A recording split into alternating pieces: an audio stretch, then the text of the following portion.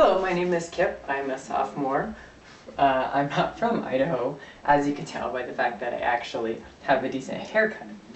I got it done at the Paul Mitchell School, and I actually made friends with the hairstylist. Her name's Devin, and she's come with the school on campus several times, and they've done free haircuts and things to promote their school. And so she was walking, and she has some bright red in her hair, and it looked really good, but it wouldn't fit in with the honor code, obviously.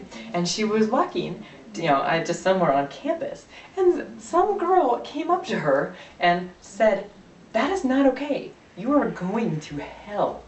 She said that to her, and I couldn't believe it, But so we were talking about it, and I said, well, if that girl's in heaven, you don't want to be there anyways.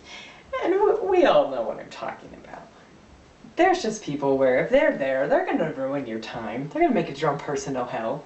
There's this girl in my accounting class, and she brings the most disgusting food. She opened up whatever she brought, yesterday, and I thought, oh, thank you for bringing us a cadaver. It smelled that bad. And so, if that girl's in heaven, put me somewhere else, If she is smelling up my heavenly bubble, put me below, send me down. If she's sitting on the right hand of God, put me on the left. No thank you. And so, this election, I don't fit in for several reasons. The biggest one being that I'm a liberal.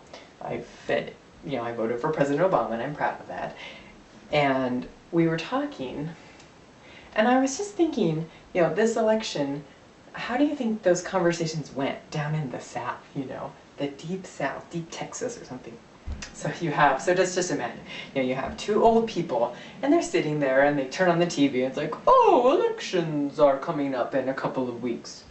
Who are the candidates? And so they're talking, and well, one of them is a black man. A black man? Yeah. And who else? A Mormon. A Mormon? Can you imagine? Sophie's choice for president for Southern people. And so I imagine how the conversation ended as they decided to vote for Mitt Romney because at least he doesn't like black people too. You know what I'm saying? But anyway, so I thought that whole thing was just crazy. If you didn't hear, Octomom went to rehab a couple weeks ago, and it was very sad. She has 6 kids, and then she had 8 more kids at one time. So she has 14 kids, and no man, who would put up with that? You know what I'm saying? You can't even find a Mormon to put up with that. And so, but it was very sad because that same day that she went to rehab, later on, she had her audition to be Tom Cruise's next wife, and she missed it. But it worked out okay though, because the rest of the family knew she had an audition. All the kids and the nannies were going to go to support her. And, she wasn't going to go. She was in rehab, but they didn't tell them. So the whole family went, and it turns out that Tom Cruise married her youngest son. So it all worked out for her in the end.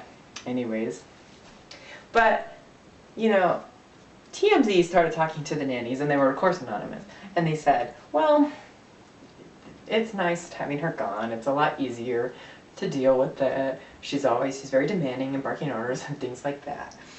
And as if that was a surprise, they ran a news story. Easier without Octomom in the home. Are you kidding me? Duh. Do you know what the kids were going to be for Halloween? They dressed up as dogs, and they were going to go to Michael Vick's house. Yeah, they were that desperate. It was very strange.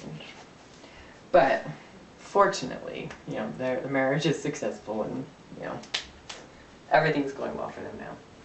But, it was very, I don't get hit on very much, and that's okay, but sometimes it manifests itself in worse ways than others.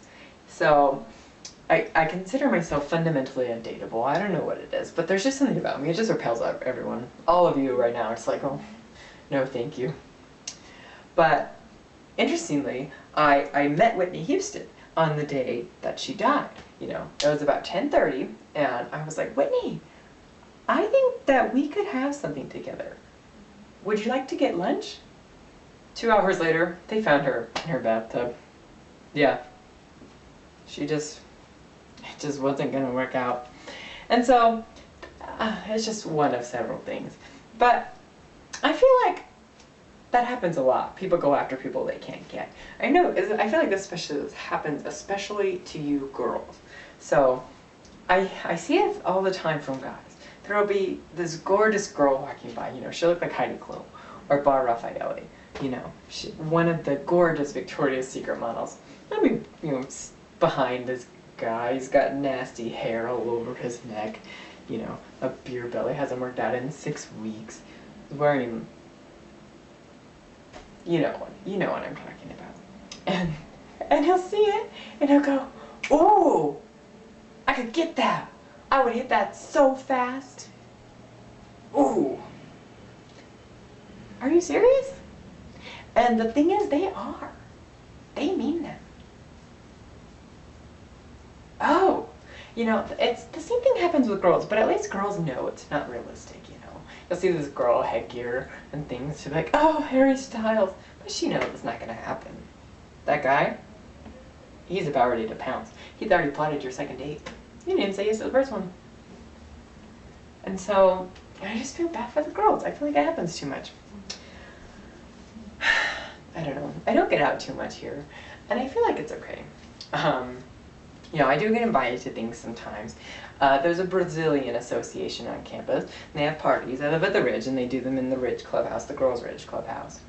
And, you know, she says, oh, my friend, she said, come on, come hang out with us. It'll be really fun.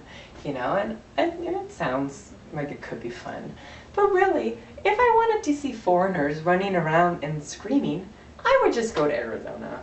I wouldn't leave my house to go to the Ridge Clubhouse. That's not worth the show. At least let me go where it's warm. But I thought, I don't understand people. I was on Facebook the other day, and I saw there was an official page where you can like it. And it's petition for Taylor Swift to play a show at BYU, Idaho. And I thought, oh, good one. And so I went to her tour page. She just announced a big tour, and she's going out in support of her big new album. And you know where else she's playing instead of Ricksburg? You know where she'd rather be? Downtown Iraq. She's sold out the stadium.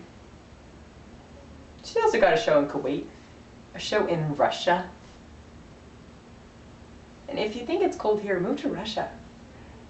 At least you could see Taylor Swift, because she'd rather be there than here. And what can I say? Can you blame her? Anyways, thank you guys. It was great.